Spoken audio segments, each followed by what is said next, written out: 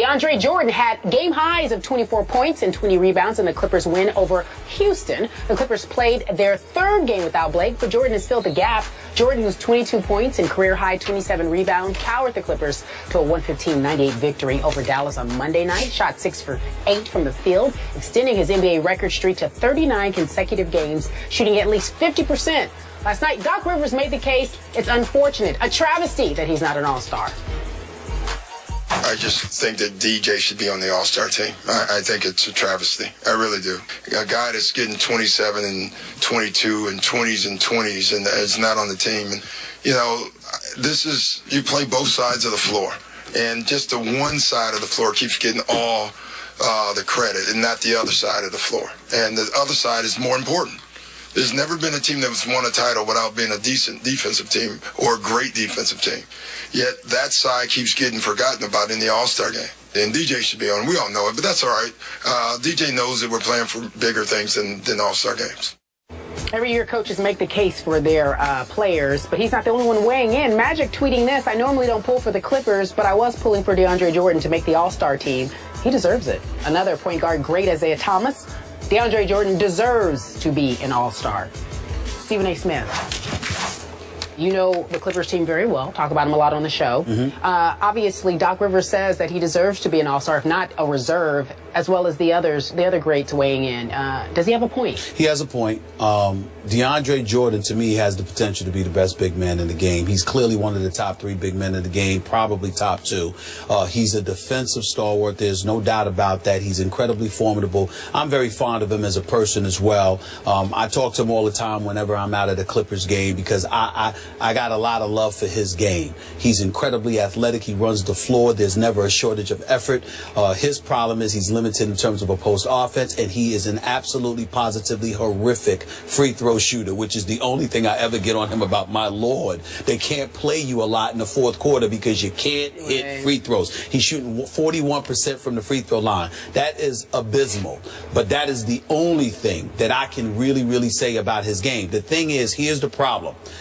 Although I agree with Doc Rivers and Magic Johnson and Isaiah Thomas, the problem is, who are you going to take off? DeMarcus Cousins, to me, is the best big man in the game. When I think about Tim Duncan, just a model of consistency, excellence, professionalism, championship hardware. I know you're just supposed to go by the season, you know, but you talk about numbers. My question is, what are the San Antonio Spurs without Tim Duncan? You know, we can make a legitimate argument that the Clippers, as formidable as they are and as formidable as they would be if Blake Griffin was in the lineup healthy and DeAndre was out, the bottom line is you would still be a relatively good team. Even though you could say the same about San Antonio, it's hard to imagine what they would be without Tim Duncan.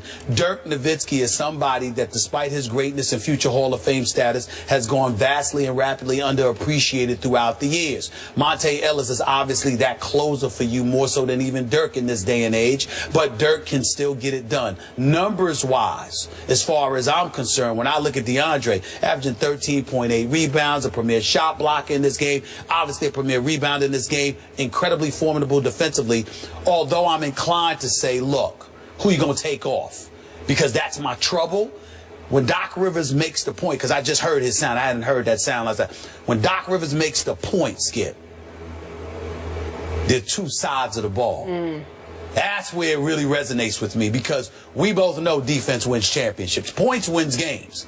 Points makes the highlights and, you know, on SportsCenter and everything. But defense wins championships. And DeAndre Jordan is unquestionably the most formidable defensive big man in the game. So when you look at it from that perspective, I can't disagree with Doc Rivers and them. It's just that it's hard for me to say. Is he beyond Noah? I'm just throwing Noah out. Yeah, yes, he is. Yes, he is. Noah is a great defensive player, but Noah isn't the shot blocker that DeAndre doesn't get credit for not just blocking shots, but changing a lot of shots. He does. Noah will just lock you down. He does. You know, plus he'll draw offensive fouls, he'll do those things. DeAndre will make you scared to come inside because it's going into the bleachers. That's the kind of force that DeAndre Jordan is. So I agree with Doc Rivers, but I'm also torn because All-Star, it's not just about what you're doing in a particular season. If it's in the ballpark with one another, history, consistency, legitimacy, All those things come into play. DeAndre, do I want him on the All-Star game? Yes.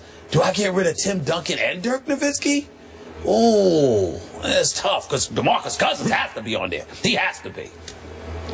Okay, I'm going to say this as a Spurs supporter. Okay.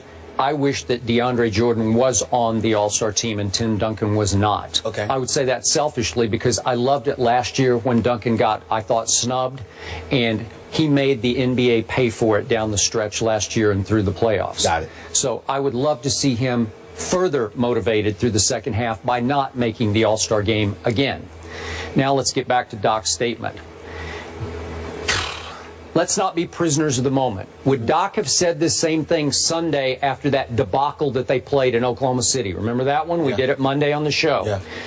DeAndre Jordan disappeared in that game. He was getting abused occasionally by Mitch McGary in the paint. Mitch McGary was out of his mind. But again, it was one of those days. Mitch McGary has been playing well. I know. He didn't last night against Memphis, but they played great. And we're going to talk about them later in the show. Yes. The Thunder. They are coming, man. Yes, they are. Okay. Like I told you they would. Okay, so my point is DeAndre's games can be uneven because all of a sudden since February 2nd, he's had 3 20-20 games since February 2nd. Interspersed by that game in Oklahoma City that's inexplicably awful. But the 3 20-20s are the first 20-20s in his whole career. So all of a sudden, maybe it's no Blake for part of that period, he has just taken off. And yet when I look at the numbers, if I just do pure numbers versus Tim Duncan, I would put DeAndre on over Tim Duncan, just on pure numbers. And by the way, the Clippers at this moment, now at the break, have a slightly better record than my Spurs have. So you got to give them just on pure record a slight edge. And DeAndre Jordan leads the league in rebounding. He leads the league in field goal percentage. He is second in shots blocked. Well, Duncan can't compete with those kind of numbers. Now, what does intangibly Tim Duncan do for the Spurs? That's a whole nother conversation. And by the way, in Pop's 1,000th victory the other night, Duncan had a fourth quarter block of his protege, Roy Hibbert, from behind. It was spectacular. It was a game changer. Hibbert had like a layup, and you know how Roy is. He won't dunk it. He's going to like lay it in. And Duncan blocked him. Yeah, and Duncan blocked him from behind. Well, is that not classic Tim Duncan? No Duncan. He's just the wiliest, smartest, savviest post player that we've ever seen in the league. Okay, so those are the intangibles that don't show in these stats. Okay. But let me finish on the free throw shooting. Okay. It's just horrendously bad. Now, was Shaq bad? Was Wilt bad? Yes, they were awful too. But 41% ranks 135th in the league. And last night, DeAndre, in a victory, was 6 for 26 from the free throw line. Doc left him in the fourth and just said, okay, go ahead and foul him. And he made 7 out of 16 in the fourth quarter, which by his standards are, that was pretty good, actually. That kind of hung, you know, that let them hang on and win the game.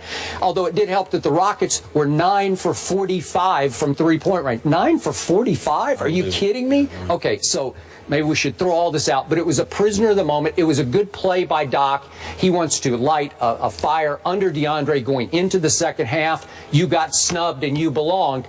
Now the motivation should be advantage Clippers. So, again, can you make the case he belongs? Sure you can. And I agree with Magic and Isaiah. They're right. These numbers scream that he belonged on the team, plus his defensive prowess and just changing shots that don't show in the statistics. Well, the thing about it, let me answer your question. First of all, you're right that Doc Rivers would not have said that after his performance Sunday. But the reason why that argument goes out the window is because he was saying it before Sunday. I was in L.A. I've spoken to Doc Rivers on several occasions. He's always raving about DeAndre Jordan. He's very fond of the guy. He loves what he brings to the table. Secondly, you have to take into account the system that the San Antonio Spurs run compared to that of the Clippers. The Clippers, obviously, Chris Paul, Blake Griffin are options. Jamal Crawford is able to boogie on anybody when he comes into the game and do what he does because he's one of the premier bench players in the NBA today. There's no doubt about that. But DeAndre Jordan is really not an option offensively outside of alley-oop dunks. This is what he does. Other than that, he goes and gets his own rebounds and makes sure he puts the ball in or he'll score on the break. He's an absolute skywalker. This is what he does. So when you look at you bring into the percentage, shooting 72% from the field now, and he's never shot less than 60% from the field in his career, that means nothing to me. And the reason why that means nothing to me is because 90% of it is on dunks, number one. And number two, it's basically, he doesn't get plays called for him. Tim Duncan, you got the ball, the floor is spread around. Guys are sharing the basketball, hitting the open man. He's primarily used as a decoy until tell he's an option. He's a great passer. And he's a great passer. Oh. I mean, offensively, DeAndre Jordan is not in the same class as Tim Duncan. Yeah. That is just a fact. Yeah. All right. Defensively, Tim Duncan is smart, savvy, formidable. He's a Hall of Famer. We all know what he is.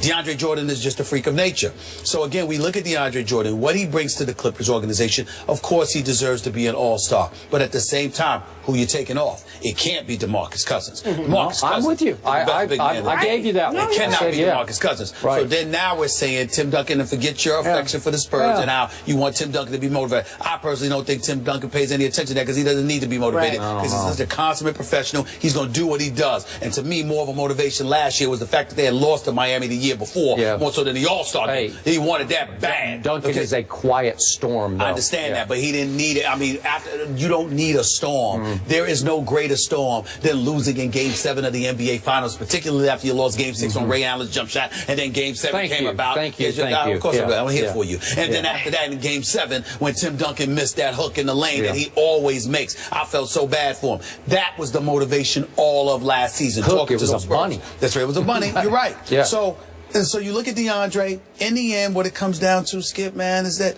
listen, he's a big-time player, but you know what, folks that monitor the All-Star festivities are saying to DeAndre, with this pick, could you give us some consistency? Okay. Yeah. That's what they're saying. Okay. That's what they're saying. So can I give you my bottom line here on this discussion, just so the Spurs fans aren't irate with me?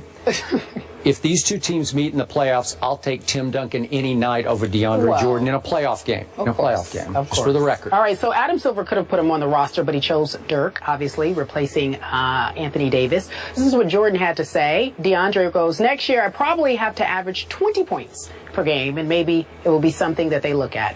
He's happy for Dirk. Well, just as an aside, DeAndre Jordan, what ticks him off about the All-Star festivities is that you should be voting by position. They don't respect the center position. No. They'll put a bunch of guys in there that are forwards and guards and all of that stuff. There are a lot of That's issues that people have about the All-Star festivities in general that obviously Adam Silver said he would like to address sooner than later. Again, you've heard what they had to say about DeAndre Jordan. Doc Rivers says it's a travesty. The fellas have weighed in. We want to know what you think at home. We're doing a Twitter vote. Hashtag All-Star Travesty. Do you believe DeAndre Jordan should be an All-Star? We will give you the results a little later on in the show. Coming up next, though, one day after they stripped the title from the Jackie Robinson West Little League team, more details are available. The gentleman will respond.